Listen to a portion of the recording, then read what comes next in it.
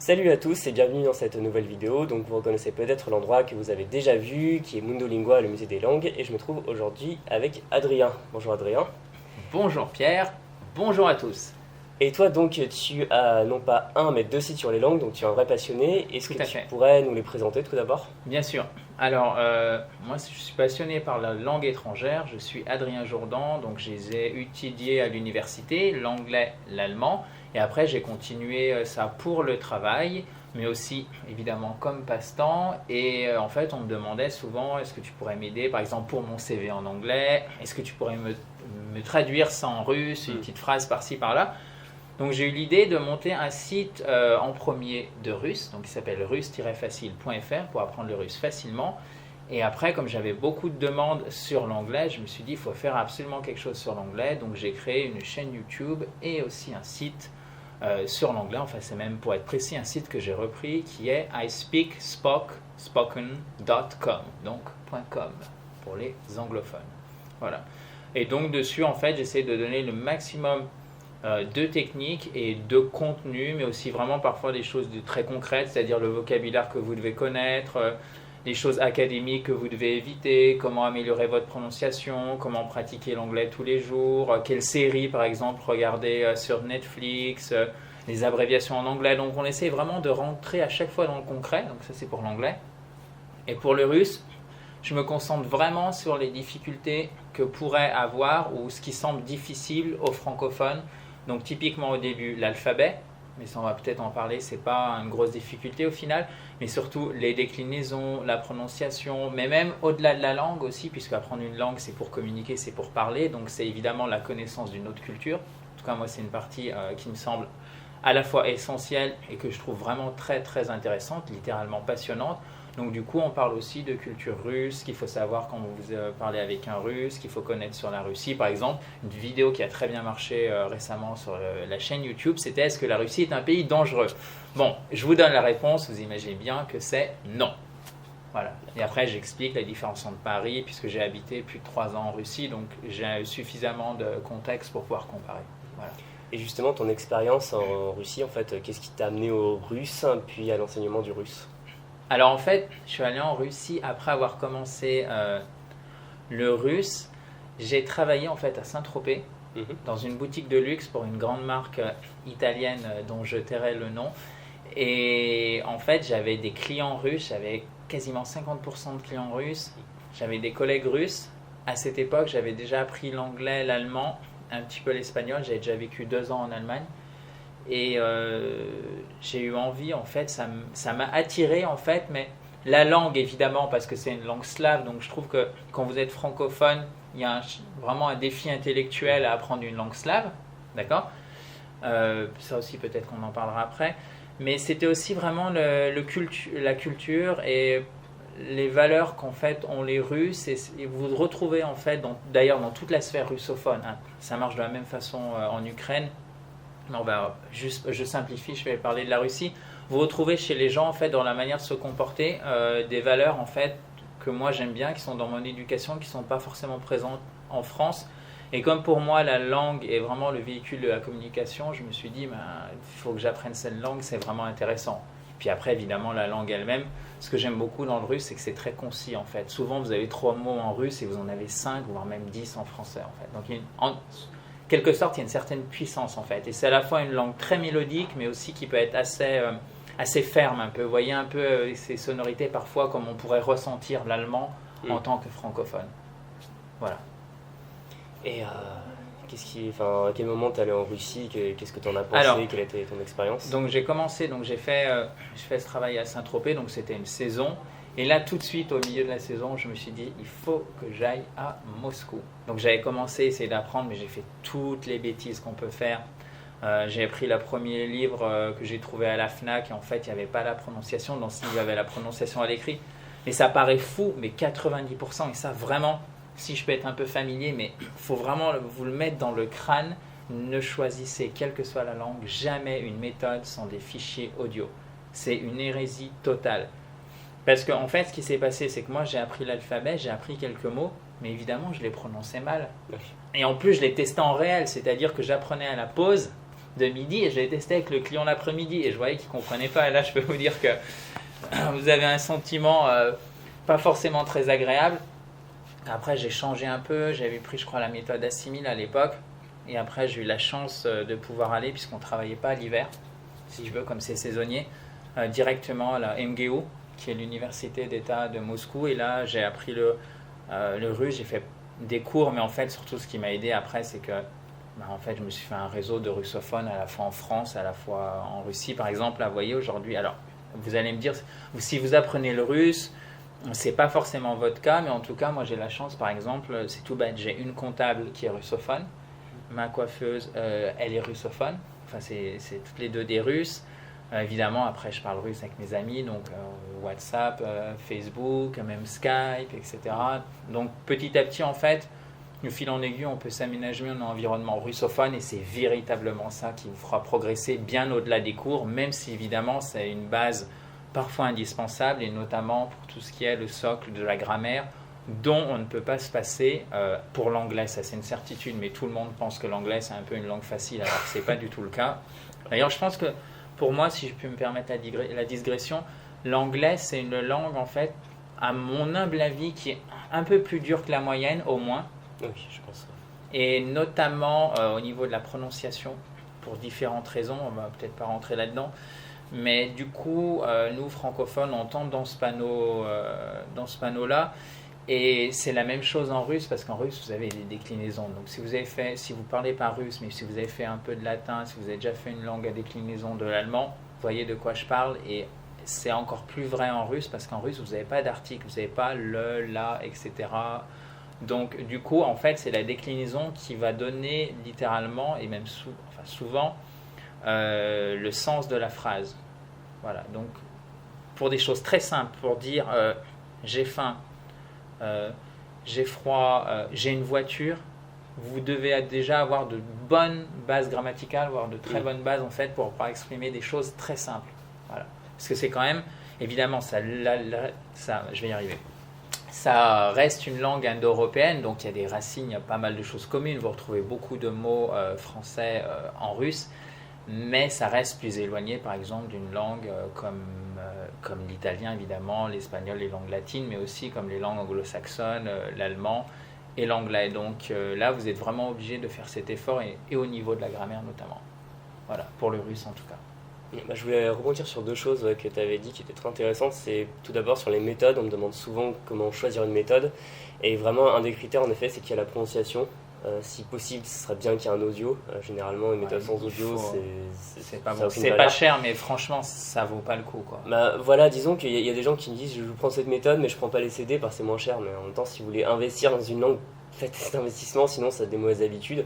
Et aussi sur la prononciation qui aille plus loin que juste ces espèces de trucs en français figurés. Enfin, je sais pas si tu vois, si on essaye de faire la prononciation, c'est pas bon ça. C'est pas bon, il faut qu'il y ait la phonétique, même si ça vous fait peur. Et pour finir, qu'il y ait l'écriture. Donc, je sais pas s'il y a des méthodes russes en cyrillique, mais j'ai déjà vu des méthodes de japonais sans écriture japonaise. Non, ça c'est impossible en russe, ça serait vraiment une mauvaise idée en plus. J'ai vu ça en japonais, c'est une très mauvaise idée. Donc, voilà, si jamais vous tombez sur une méthode de russe en cyrillique, c'est pas la peine. Commencez presque par le cyrillique, ça sera évacué au moins. Parce que moi j'avais pris les mauvaises habitudes, je me permets de tout couper, mais j'avais pris les mauvaises habitudes sur le russe au début, et pour revenir en arrière, honnêtement, ça vous demande autant d'énergie que ce que vous avez appris, et vous revenez en guillemets à zéro, quoi. Parce que vous prenez une mauvaise habitude, il faut l'enlever et après il faut recommencer. Donc là, vous avez 3 fois plus de chances de vous démotiver au passage, donc autant essayer de faire les choses correctement et profiter des erreurs des autres. Et d'ailleurs, ça ne va pas empêcher de parler russe couramment aujourd'hui. Bien sûr. Et l'autre point sur lequel je voulais revenir, c'est que c'est essentiel, enfin c'est vraiment ce qui fait le moment où on va décoller dans une langue, c'est quand on a quand même le niveau de base qui permet de le faire, mais quand on se fait un entourage. Et je le vois par exemple, je le voyais quelqu'un que j'ai en coaching d'anglais il n'y a pas longtemps, il a vraiment décollé, enfin je le connais depuis assez longtemps, il a vraiment décollé en anglais au moment où il s'est mis vraiment à parler avec des anglophones. Et c'est ce qui fait la différence. Et surtout, il faut évidemment que vous preniez du plaisir. C'est pas... parce que nous, on est une espèce de... En tout cas, je parle pour les Français, mais je suis sûr que si vous êtes belge, si vous êtes suisse, ça doit être à peu près la même chose. Et même à peu près dans tous les pays du monde, parce que j'avais parlé avec... par exemple, des gens qui sont en Afrique de l'Ouest, c'est exactement la même chose. En tout cas, c'est pas très éloigné, mais on a une espèce de traumatisme de l'apprentissage des langues à l'école. Alors je parle évidemment pas de l'anglais. On va littéralement passer des centaines d'heures à apprendre, voire même des milliers, parce que quand vous faites même 2 heures par semaine, fois 30, mettons il y a 30, vous êtes déjà à 60, vous multipliez par 7, vous êtes à 420 heures de travail, puisque vous faites à la maison. Donc disons que vous avez fait à peu près 1 millier d'heures d'études si vous avez suivi un minimum. Il y a de fortes chances que vous ne puissiez pas littéralement sortir une phrase à la fin du lycée. Et même des gens qui ont quand même vraiment qui ont des bonnes notes, qui sont des bons élèves, donc qui en plus ont entre guillemets la chance, évidemment il y a du travail aussi, ça dépend des gens, mais d'avoir ces facilités d'apprendre à travers le système scolaire qui les fait. Donc c'est les gens qui pourraient avoir les meilleurs résultats, et pourtant c'est loin d'être brillant. Donc imaginez si on prend de manière générale n'importe quel Français, le résultat, en fait il n'y en a pas de résultat parce qu'on a mal appris les langues. Et pourquoi? Notamment parce qu'il y a cette absence de plaisir. Donc c'est vraiment important de se constituer un environnement, mais ça peut être tout bête, ça peut être tout simplement, là je ne l'ai pas sous la main, mais vous mettez votre téléphone en anglais par exemple, ou en russe. Je peux voir ton Mac est en russe d'ailleurs, c'est voilà, ça? Tout à fait. Voilà. Donc oui, le Mac est en russe, alors faites bien attention à repérer si c'est une langue que vous ne maîtrisez pas bien et qui est entre guillemets un peu exotique, typiquement le japonais, comment revenir en arrière. Parce que moi, la première fois que je l'ai mis en russe, j'ai galéré après pour revenir parce que j'y arrivais pas. Et d'ailleurs, moi, c'est pour ça que Voilà. j'ai pas, je conseille souvent de mettre Facebook dans une autre langue, mais je ne mets pas Facebook en japonais parce que je m'en sers pour le monde des langues, entre autres. Et honnêtement, si je mettais l'interface tout en japonais, je serais vite perdu quand même. Mais après, vous pouvez essayer et ça vous oblige, une fois que vous l'avez fait, ça vous oblige, il y a un petit temps d'adaptation. Alors, mettez pas tout en russe ou en anglais ou en japonais, faites les choses progressivement. Mais après, vous allez apprendre des choses comme copier-coller, couper, enregistrer, ouvrir, sauvegarder. Se connecter, tout ça, c'est ce qu'on voit jamais dans les méthodes, mais Voilà, on a exactement. besoin tout le temps en fait. Un lien en fait, et quand vous apprenez le lien, par exemple en russe, vous allez, ok, ce nom je l'ai vu, après quand vous voyez le verbe, ah ça ressemble pas mal, et de fil en aiguille, vous remontez les choses en fait. Voilà. Et concernant, on va d'abord parler du russe avant l'anglais, vu que c'est ton parcours. Et concernant le russe, quels sont tes conseils principaux? Mettons, moi, je me mets au russe. Qu'est-ce que tu me conseilles de faire en premier? Première chose, évidemment, c'est apprendre l'alphabet. L'alphabet, c'est impressionnant quand vous êtes francophone, parce que nous, on a souvent, à moins que vous ayez une autre langue maternelle, ou vous connaissiez une autre langue, par exemple le japonais, l'arabe, etc., on maîtrise souvent un seul alphabet qui est notre alphabet latin, donc là tout de suite on se fait une montagne de l'alphabet cyrillique. Alors que honnêtement c'est relativement facile de le maîtriser.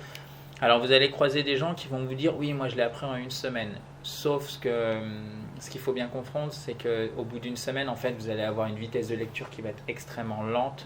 Donc vous allez pouvoir déchiffrer, mais il faut vraiment s'entraîner et après augmenter petit à petit votre vitesse de lecture, parce que là vous allez pouvoir augmenter évidemment derrière la vitesse de prononciation et parler à vitesse normale quand vous lisez un petit texte. Quand je dis vitesse normale, c'est pas forcément aussi rapidement qu'un russe, mais un débit qui est déjà, je dirais, naturel. Voilà. Ça c'est le premier conseil, l'alphabet. Apprendre régulièrement, ça je le répète toujours, mais je n'aurai de cesse de le répéter, il faut mieux faire 30 minutes par jour qu'une fois 5 heures dans la semaine. C'est évident. Après, privilégiez les supports qui vous font plaisir. Si vous avez typiquement un truc tout bête que j'ai donné comme conseil dans ma dernière vidéo, et que je trouve ça assez fun, alors vous me direz ce que vous en pensez. N'hésitez pas d'ailleurs à mettre un commentaire, je répondrai avec grand plaisir. Voilà. Si c'est pour moi et Pierre évidemment. Voilà, on répondra. Voilà. Et donc par exemple si vous adorez la randonnée, regardez un site sur la randonnée par exemple en russe, en anglais. Trouvez des gens typiquement, je suis sûr que vous pouvez trouver en cherchant sur internet des anglophones, je suis sûr qu'il y a des forums sur la randonnée. De toute façon par exemple quand vous tapez dans une langue sur l'anglais, vous allez avoir beaucoup de choses. Pour le russe c'est peut-être un peu plus délicat. Donc, ce que vous pouvez faire, par exemple, et je reviens sur ce que je voulais dire tout à l'heure, le conseil que je donnais dans ma dernière vidéo, c'est regarder l'équivalent du Bon Coin en russe. Donc, moi, c'est Avito Toshkaro, avito.ru. Et cherchez, par exemple, quelque chose que vous voudriez acheter, cherchez-le en russe, en fait, pour faire tout l'exercice, etc. Et en fait, c'est marrant parce que vous voyez vraiment comment les Russes vivent. Vous voyez, vous êtes plongé dans le quotidien. Moi, je le sais parce que la première fois que je l'ai fait, c'est quand j'ai vendu mon micro-ondes à Saint-Pétersbourg.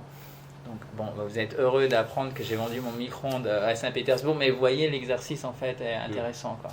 C'est vrai que ça c'est assez intéressant. C'est tout bête, hein, franchement. Ouais, mais en plus c'est vraiment la vie courante. C'est comme une fois je m'étais acheté une paire de baskets en Allemagne, pas chère particulière. Et c'est vrai que rien que le fait de répondre à l'annonce, prendre le téléphone, la personne nous dit où il faut aller, Voilà. et c'est quand même se forcer à comprendre parce que c'est notre langue, et y aller faire la transaction, en fait on a toutes les étapes des exercices oraux, écrits, compréhension, production orale, et c'est encore mieux qu'un cours, quoi. Tout à fait. Par exemple, si vous allez sur Avito Toshkaru, vous avez la carte du métro en fait de Saint-Pétersbourg et de Moscou quand vous cherchez une annonce de location pour un appartement. Donc vous pouvez vous entraîner par exemple à déchiffrer les stations de métro. Ou si vous y êtes déjà allé, ah oui, ok, j'étais là, d'accord, il y a telle station, d'accord, ok, on a loué un appartement, ça a coûté, mettons, je dis n'importe quoi, 500 € à la semaine. Oh tiens, je vais regarder combien ça coûte au mois un appartement. Par exemple, j'habite à Paris, l'équivalent. Vous voyez, vous pouvez faire plein de choses comme ça. Il faut avoir un minimum de créativité et de curiosité. Il y a un autre truc aussi qui est pas mal que j'ai bien aimé faire.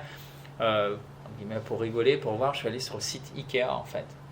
Donc c'est pas mal parce que vous avez évidemment tout le vocabulaire de la vie quotidienne, les pièces, les meubles. Vous prenez quelque chose que vous aimez vraiment en français. Par exemple, si vous adorez vente privée, le vente privée russe, c'est très peu développé en fait en Russie. Les ventes privées, c'est un Français qui l'a monté. Je crois que je me souviens plus du nom. Ou sinon, vous avez l'équivalent d'Amazon par exemple qui est Ozone et qui est aussi géré par une Française. Enfin, la PDG de mémoire, c'était une Française. Et vous pouvez regarder la manière dont ça fonctionne. Et je trouve que ça, vous voyez, c'est des petits conseils comme ça, mais qui vous plongent vraiment dans des choses concrètes. Et quand ça devient plus concret, en fait, il n'y a rien à faire. Le cerveau, il assimile beaucoup plus. Donc, prenez du plaisir avec régularité. Apprenez l'alphabet en premier avec le russe. Prenez une méthode avec des fichiers audio. C'est indispensable. Et pour moi, le meilleur support, c'est les méthodes digitales où vous n'avez pas besoin de mettre votre CD comme à l'ancienne, aller chercher le fichier audio parce que ça, vous perdez un temps fou. Je veux dire, c'est pas bon pour vous, quoi. Il faut que ça soit directement l'enregistrement. Le top, c'est la méthode en ligne où l'enregistrement, il est avec le cours. Voilà. Et aussi, si vous pouvez, dans la mesure du possible, faire des cours particuliers ou avoir un accompagnement par quelqu'un dont vous pensez que l'enseignement est de qualité, ça vous aidera aussi parce que ça va vous motiver, en fait. Voilà. D'accord, ça c'est les conseils pour le russe. Et d'ailleurs, est-ce que tu as des méthodes particulières, des logiciels que toi tu utilises spécialement pour le russe que tu aimes bien? Alors, on me demande souvent les applications, qu'est-ce que tu penses de Babel, etc. Je réponds que c'est bien, sauf qu'à mon sens, évidemment, c'est seulement mon avis. Après, je vous invite à formuler le vôtre. Pour moi, c'est juste un complément en fait, parce que typiquement, les applications, elles vont bien travailler le vocabulaire de base. Mais vous êtes seul face à votre écran, il n'y a pas d'accompagnement. Et au niveau grammaire, moi, à chaque fois que j'ai testé, j'ai trouvé que c'était trop léger en fait. Surtout pour le russe où il y a Voilà. quand même des déclinaisons. Il faut de la pédagogie. Voilà. Ça, c'est hyper important. Quelqu'un qui comprenne par quoi vous êtes passé, qui est capable de l'expliquer et sans utiliser des mots savants. Il n'y a pas besoin en fait. Voilà. Moi, chaque fois que je fais une vidéo dans le russe ou même pour l'anglais, j'essaie d'être le plus pédagogique possible, quoi. Tout simplement. Et pour le vocabulaire, tu fais comment pour apprendre le russe? Alors, une chose qui est très bien, il y a une super collection. Alors, j'ai oublié l'éditeur, je l'ai acheté sur Amazon, mais ça existe dans toutes les langues. C'est un imagier bilingue pour enfants. D'accord, oui, il y en a beaucoup de collections différentes. Voilà. Ça, c'est pas mal parce que moi, j'aime bien apprendre avec les images. Après, pour le vocabulaire, c'est ce que je disais, avoir un maximum d'expérience qui se rapproche de la vie quotidienne. L'ordinateur est en russe ou en anglais, Facebook. Vous allez surfer sur Internet, regarder des films si vous pouvez. Enfin, évidemment, tout ce qui va vous permettre de vous immerger dans la langue russe. Mais attention, aussi une chose que j'ai oublié de vous dire, quand vous choisissez une méthode, et ça c'est vraiment important pour le russe, parce que des fois on voit un peu n'importe quoi, enfin si je puis me permettre, prenez une méthode qui vous apprend du russe concret, d'accord? Si vous avez le mot coquelicot au bout de 2 pages, je ne citerai pas, parce que ça passe bien, parce que c'est arrangeant de le citer dans le cours pour le prof. Vous voyez, ça c'est du temps perdu pour vous. Il faut vraiment le vocabulaire de base. Voilà, vous allez pouvoir réutiliser tout de suite. La chance que vous avez, par exemple pour le russe, c'est que vous avez un gros réseau, notamment sur le territoire français, mais un peu partout, d'associations franco-russes qui sont très actives. Voilà, parce que vraiment la culture russe, c'est quelque chose, il y a toujours ce côté patriotique chez les Russes, qui fait qu'ils ont envie de partager leur culture. Et si vous allez par exemple dans une association franco-russe, ça c'est quand même vraiment l'idéal, parce que si vous faites un minimum d'efforts, les gens vont se sentir presque, je dirais, honorés, les Russes en tout cas, que vous fassiez l'effort d'apprendre leur langue et ils vous aideront, etc. Évidemment, demandez à ce qu'on corrige vos fautes aussi. Ouais, c'est essentiel. Voilà. Ouais, Voilà, parce que souvent, en fait, on se dit, oh là là, je vais faire plein de fautes, donc j'ose pas parler. Et après, quand vous parlez, la personne en face, dites-vous bien, elle pense exactement la même chose. Oh là là, je vais pas oser le corriger parce qu'il va penser que je pense qu'il parle mal. Ouais, il faut toujours faire une sorte de terrain d'entente comme ça, s'entendre avant, et c'est comme ça qu'on progresse, parce que si on ne corrige pas, on perd l'intérêt de la conversation. Tout à fait. Alors loin de moi l'idée de vous dire que vous êtes nul si vous hésitez ou vous n'osez pas trop parler, pas du tout. Il faut passer par là. Non seulement, mais surtout, il faut essayer de se mettre à la place de la personne qui est en face de vous, et si vous arrivez à vous projeter en fait, et si vous le voyez dans une situation concrète où vous devez communiquer, vous sentez en fait que la personne finalement elle n'ose pas plus que vous, ben, je pense que ça peut vraiment aider, ça peut vous détendre. Et justement dans le cadre de table de langue, tout ce qui est échange en fait, où les gens sont là pour apprendre une langue, découvrir une autre culture, les associations franco-russes par exemple, c'est plus facile parce que vous serez plus détendu, les gens savent que vous êtes là pour apprendre par exemple leur langue, découvrir leur culture, essayer de parler, donc je pense que c'est plus relaxant, c'est beaucoup moins stressant, voilà, que dans un aéroport au fin fond de la Russie par exemple. Ok, bah on a vu pas mal de choses sur le russe. Bah, vu que toi tu as la double casquette sur l'anglais, on va parler un peu plus d'anglais. Donc désolé pour les personnes qui n'apprennent pas le russe mais qui veulent apprendre l'anglais, même si les conseils restent en grande partie valables d'une langue à l'autre. Ça, je pense réellement que c'est essentiel. Donc maintenant, l'anglais, quels sont tes conseils, quels sont les pièges à éviter pour toi? Alors, la première chose, c'est la prononciation. Donc là, il faut vraiment, entre guillemets, vous méfier. Et dès le début, quand vous apprenez du vocabulaire, il faut apprendre la prononciation avec. La prononciation, c'est une des difficultés majeures de l'anglais. C'est quelque chose d'assez complexe. Évidemment, ça peut se maîtriser. Mais il faut vraiment faire un effort là-dessus et avoir un minimum de rigueur. Pourquoi? Parce que si vous prononcez mal, un anglophone ne vous comprendra pas tout simplement. Donc là, il n'y a pas le choix. Il faut être assez bon en prononciation. Pour ça, déjà, prendre les bonnes habitudes. Vous apprenez du vocabulaire. Vous êtes vraiment obligé à chaque fois. Vous apprenez la prononciation. Vous avez une bonne méthode, donc évidemment avec des fichiers audio. Et vous répétez votre voix. Il ne faut vraiment pas vous gêner. Deuxième chose, il faut savoir qu'en anglais, dans chaque mot, vous avez un accent tonique, c'est-à-dire que vous avez une syllabe en fait qui est plus accentuée que les autres. Donc il faut faire attention à ça. Pourquoi je vous en parle? Parce que le français, c'est une langue assez plate en fait, alors qu'on a plus d'amplitude en anglais, donc notre oreille ne va pas forcément être habituée. Donc il faut apprendre à avoir repéré un peu ça. Et après, vous avez aussi, chaque phrase a son intonation, donc il y a, on va dire, 3-4 grands types d'intonation. Donc ça aussi, il faut les repérer et petit à petit les assimiler. Donc la prononciation, il faut faire vraiment, je dirais, il faut y prêter attention en fait dans votre apprentissage. Ça, c'est la première chose. La deuxième chose que je constate souvent, c'est que les apprenants, les apprentis anglophones, souvent, ce qui se passe, c'est qu'ils essayent de traduire le français en anglais. Ça ne marche pas, notamment au niveau des temps, ce qui conduit à faire des gros contresens et des bourdes en anglais. Donc il faut vous méfier avec ça et essayer d'abord, je sais que c'est pas facile, mais comprendre la logique des temps en anglais, comprendre comment ça fonctionne et après essayer de l'appliquer, faire un maximum d'exercices et là vous allez éviter beaucoup de grosses fautes que j'appelle spéciales francophones. Voilà, tout simplement. Je suis relativement d'accord en fait, j'ai toujours trouvé que l'anglais c'était un peu la fausse langue facile, dans le sens où c'est tellement proche du français qu'on plaque tout le français dessus. Et c'est là qu'il viennent les fautes, c'est-à-dire ça s'écrit comme en français, ça se prononce pas du tout comme en français. Les phrases se construisent à peu près comme en français, on conjugue comme en français alors que les temps procèdent d'une logique qui est totalement différente. Exactement. Et je pense qu'il faut arriver, surtout pour l'anglais, parce que c'est vrai que le russe est tellement éloigné qu'on se pose pas la question. Le chinois c'est pareil, c'est tellement... Bon, jusqu'à un certain point, c'est tellement exotique qu'on fait la différence, alors qu'avec l'anglais, vu que ça a l'air tellement proche, on se pose pas la question et c'est là que viennent les erreurs. Donc il faut arriver à se détacher du français pour bien apprendre l'anglais. Ouais. Oui, et pour ça, il faut vraiment avoir une méthode qui soit pédagogique au maximum. Donc par exemple, on parle souvent d'Assimil. Moi, je trouve que c'est un des points faibles de Assimil en fait. C'est que la progression, parfois, elle est un peu inégale et surtout au niveau de grammaire, les explications sont un peu trop succinctes. Et je sais que ça freine beaucoup de gens. Voilà.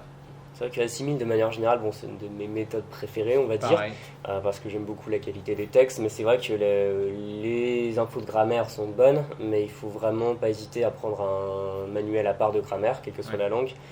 Et parfois la progression est parfois, c'est parfois un peu rapide, quoi. C'est-à-dire sur certaines langues, ça devient vite très difficile sans qu'on sache pourquoi. Mais bon, voilà. Ça, en tout cas, le top, c'est trouver quelqu'un qui passait par les mêmes obstacles et où vous sentez que quand la personne elle vous explique, vous comprenez. Ça a l'air très bête, mais souvent en fait, quand on prend une méthode, on se dit oulala, j'ai pas trop compris, ou là il y a plein de vocabulaire académique. Là, vous dites bon bah c'est moi qui n'ai pas le niveau.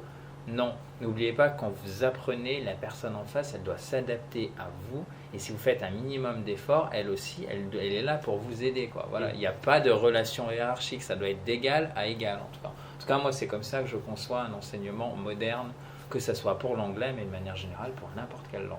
Voilà, ça me semblait vraiment important comme message. Bien sûr, que ce soit pour les professeurs, même pour les partenaires linguistiques, parce que moi je recommande assez souvent, si on a un peu de temps, de prendre des gens qui parlent notre langue cible et qui apprennent le français, et comme ça crée un rapport d'égal à égal qui fait qu'on est tout de suite beaucoup moins coincé à l'idée de parler notre langue. Quand on voit une personne qui bataille un peu à parler le français, ça nous remet un peu les idées en place par rapport l'espèce de pensée prophétie autoréalisatrice. On se dit je suis nul, je sais pas parler, mais en fait on voit que les autres ils sont pas nuls, mais ils apprennent aussi à parler, donc ça remet un peu dans le réel. Exactement. Voilà, est-ce que tu as d'autres conseils pour l'anglais précisément? Alors qu'ils me viennent en tête tout de suite, non. Des ressources, des choses que tu aimes bien, des techniques que tu as utilisées toi? Alors moi j'utilise beaucoup les séries en fait, j'ai appris beaucoup avec les séries. J'ai appris aussi beaucoup en regardant, alors bon, peut-être que c'est pas du tout votre tasse de thé, mais en regardant CNN en fait, parce que moi j'aime bien tout ce qui est géopolitique, etc. Donc je pense qu'à un moment, je regardais tellement CNN que je pouvais faire l'emploi du temps de la semaine par cœur, pour vous dire. Donc vous voyez, moi j'ai mis longtemps à apprendre l'anglais. Parce qu'il y a certaines personnes qui ont des facilités en fait au niveau de l'oreille. Moi je pense que j'ai au mieux une oreille très moyenne. Et donc du coup, pour la prononciation, ça m'a pas mal freiné, etc. Et puis chemin faisant, vous comprenez là où sont vos difficultés, vous améliorez. C'est pour ça que j'ai fait aussi cette chaîne YouTube, pour retransmettre à nouveau. C'est pour ça que je vous dis que c'est important d'être égal à égal en fait. Et de prendre une méthode vraiment où vous vous sentez bien accompagné, où vous ayez ces fichiers audio, ça c'est indispensable pour l'anglais. Et évitez aussi tout ce qui est... parce que ça, on en voit encore beaucoup, les méthodes Brian is in the kitchen ou My Taylor is rich. Ça, c'est même pas la peine. My Taylor is rich était la première version d'Assimil. Exactement. Ouais. Bon, ça, c'est un peu années 30, mais bon, vous voyez, c'est symbolique aussi, quoi. Et ça reste encore, on est encore trop freiné, quoi. C'est vrai que sur l'anglais, principalement, vu que c'est la langue la plus apprise, donc le plus gros marché, il y a vraiment à boire et à manger, il faut arriver à trouver Et je vois dans les formations que je fais d'anglais, j'ai des membres qui m'écrivent et qui me disent « J'ai commencé à m'inscrire sur le site que tu conseilles pour trouver un correspondant à l'écrit. » Enfin, s'ils sont plus à l'aise à l'écrit que l'oral. « Je suis complètement paniqué, j'ai reçu 5-6 messages. » Et en fait, en 2-3 emails, on arrive à débloquer la chose et on s'aperçoit que ce n'est pas les capacités intellectuelles, ce n'est pas les connaissances à un moment précis qu'a la personne, mais en fait, c'est le blocage culturel. Et quand on arrive à travailler sur ce blocage culturel et quand ça va mieux, quand la personne se sent plus à l'aise, en fait, littéralement, mentalement, elle va pouvoir commencer à communiquer en anglais. Et là, elle est lancée et elle va progresser. Ça c'est un point peut-être que vous vous retrouvez là-dedans. Absolument, je pense qu'on se retrouve tous à un moment là-dedans et c'est vraiment un point qui malheureusement est sous-estimé dans l'apprentissage des langues, parce qu'il y a des méthodes qui sont très bien et le boulot des méthodes c'est de donner du contenu sur la langue. Il y a aussi tout un aspect de psychologie, de blocage, de croyances, de manque d'organisation, tout un méta-niveau, on va dire, pour parler un peu en jargon, qui est ignoré. Et en fait c'est pour ça que c'est bien d'en parler avec des gens qui sont passés par là, d'en parler même avec nous. On a des groupes Facebook, des pages Facebook, des adresses email, donc il ne faut jamais hésiter à communiquer sur ce genre de choses, parce que en fait on peut se retrouver dans des situations qui nous surprennent parce qu'elles ne sont pas prévues par les méthodes, mais qui finalement sont rencontrées par quasiment tout le monde. Et n'oubliez pas d'ailleurs qu'apprendre une langue, c'est un processus. Non seulement on n'a jamais fini, mais on n'est pas bon du jour au lendemain et on n'est pas bon tout court. On va continuer à apprendre, continuer à apprendre. Moi, je sais que j'apprendrai de l'anglais jusqu'à la fin de ma vie, j'en suis vraiment persuadé. En fait. Bien sûr, il n'y a pas longtemps je suis allé à Londres et j'ai découvert des mots d'anglais britannique très précis que je connaissais même pas. Enfin, ça arrive tout le temps. Enfin, donc en c'est français, un on découvre des processus, mots, voilà. déjà c'est déjà vraiment bien si vous commencez déjà à avoir des bases pour pouvoir communiquer parce que vous allez vous faire plaisir et petit à petit vous allez progresser. Vous n'êtes pas nul en anglais parce que vous n'êtes pas bilingue. Vous voyez, il faut aussi... parce que nous, on a ce côté élitiste, surtout chez les Français, chez les francophones, mais surtout chez les Français, qui est juste horrible en fait. On attend, bon, ma grammaire doit être parfaite, je dois connaître tout le vocabulaire, plus 10 possibilités si jamais je me trompais. Puis ma prononciation, et puis limite la température de l'air, avant qu'on ose faire quelque chose. Et du moment qu'on n'ose pas faire, on ne va pas pratiquer, donc on ne va pas s'entraîner, donc on ne va pas faire d'erreurs, mais en même temps c'est ce qu'on veut éviter, donc c'est le serpent qui se mord la queue. Et finalement on ne parle pas, on ne communique pas et on ne pratique pas l'anglais, et après ça s'envenime au fil du temps et on a vraiment un gros blocage, ce que je comprends évidemment parfaitement. Mais la bonne nouvelle c'est que vous pouvez travailler là-dessus et assez rapidement pouvoir progresser et découvrir ou redécouvrir la communication vraiment en anglais oral. Voilà. D'accord. Et ça marche pareil pour le russe, voilà, c'est exactement la même chose. Ok, est-ce que tu auras un dernier mot Oui, merci si vous voyez ces dernières secondes de la vidéo, de l'avoir visionné jusqu'au bout. J'espère que ça vous a apporté un maximum de conseils et que ça vous servira. Encore une fois, si vous avez une question qui m'est spécifiquement adressée, n'hésitez pas, je me permettrai de répondre. Bien sûr, vous juste en commencer la discussion en commentaire. Et pour poursuivre, si vous voulez poursuivre avec Adrien, on te retrouve sur tes sites qui sont... Alors, russe-facile.fr pour l'apprentissage du russe et ispeakspoken.com. Donc déjà, là, vous connaissez un verbe irrégulier. En plus, si ce n'était pas le cas. Voilà. Très bien, de toute façon vous aurez tout ça aussi dans la description et vous aurez les liens sur les blogs et chaînes. Voilà. Thank you very much guys. Spasiba большое. Je vous remercie aussi, je remercie aussi comme d'habitude Mundolingua, le musée des langues. Donc n'hésitez pas, si vous êtes à Paris ou si vous passez à Paris à venir, c'est dans le 6e arrondissement près de Saint-Sulpice et ils nous accueillent toujours avec beaucoup de gentillesse. Pour ma part, je vous dis à bientôt et merci Adrien, à bientôt aussi. Je t'en prie, et d'ailleurs je dois m'excuser puisque je ne t'ai pas remercié, donc il est encore le temps de le faire. Ouais. Donc merci pour cette opportunité et honnêtement, j'étais jamais venu, je le confesse, au musée des langues et c'est vraiment très intéressant si vous pouvez faire, si vous aimez ne serait-ce que l'apprentissage des langues étrangères de manière générale, franchement faites un tour, en plus c'est très calme, je suis sûr que vous allez apprendre plein de choses et passer un bon moment. Voilà. Exactement. D'ailleurs je vais aller regarder après. Très bien. En tout cas, à bientôt pour une prochaine vidéo. Salut. Bye bye.